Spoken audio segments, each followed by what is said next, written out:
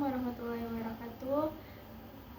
Di sini saya akan melanjutkan rangkuman bab 7, yaitu tentang boolean atau aljabar boolean. Aljabar boolean adalah aljabar matematika yang hanya memiliki dua bilangan, yaitu 0 dan 1,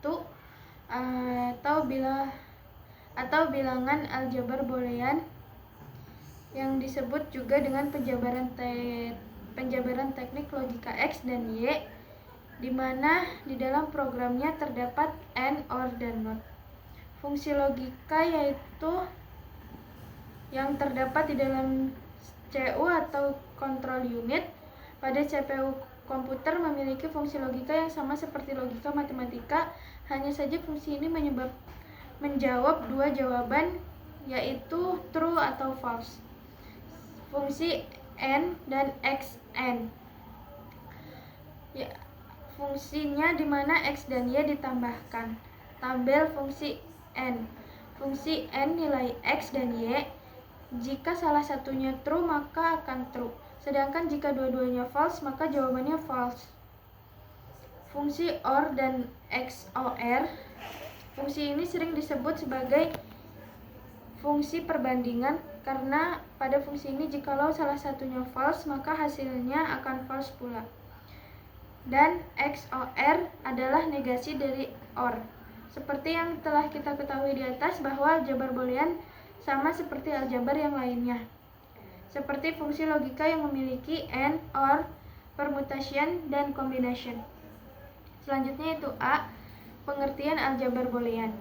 Aljabar boolean adalah aljabar yang berhubungan dengan variabel biner dan operasi logik, di mana aljabar boolean adalah sistem matematika yang terbentuk dari tiga operator logika berupa negasi, AND, dan OR. Tabel kebenaran hukum aljabar boolean. Fungsi aljabar boolean. D. Operasi aljabar boolean 2 variabel dan 3 variabel. Dalam menyelesaikan permasalahan yang berkaitan dengan aljabar boolean 2 dan 3 variabel, maka digunakan sifat identitas di samping.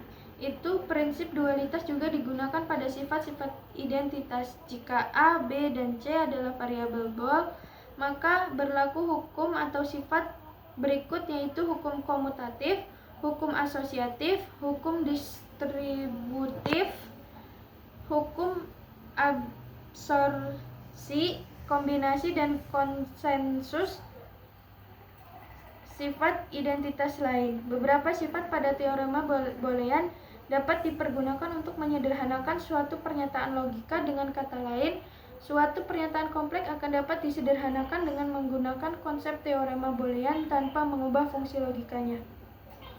Selanjutnya, prioritas operasi aljabar boolean.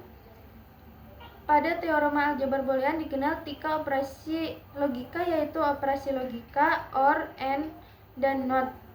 Dapat dihasilkan berbagai bentuk fungsi logika. Pada dasarnya konsep prioritas operasi ini tidak ada bedanya dengan konsep prioritas pada operasi aritmatika. F. Bentuk standar fungsi boolean. Ada 2 bentuk standar fungsi boolean, yaitu sum of product. Yang kedua ada product of sum. Selanjutnya itu bab 8, Carnot map atau key map. Peta Carnot digunakan untuk mempermudah penyederhanaan fungsi aljabar boolean.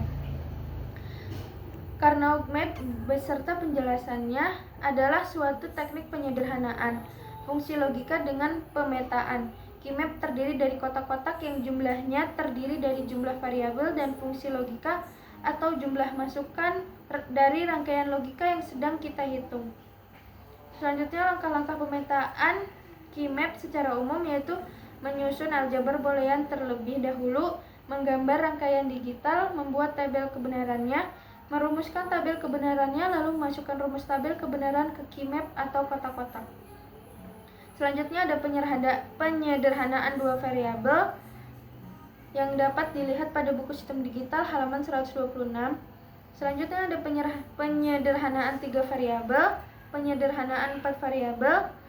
Langkah-langkah dalam menggunakan key map adalah cukup memahami teorema aljabar boolean, penyederhanaan fungsi boolean dengan aljabar, dan model-model Carnot map beserta pemetaannya Kini saatnya mencoba menyesuaikan fungsi logika boolean dengan peta Carnot map atau Keymap.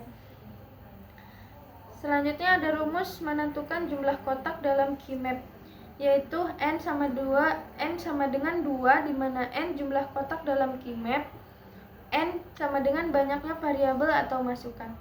Itu adalah rangkuman bab 7 dan bab 8 sistem digital. Kurang lebihnya mohon maaf. Wassalamualaikum warahmatullahi wabarakatuh.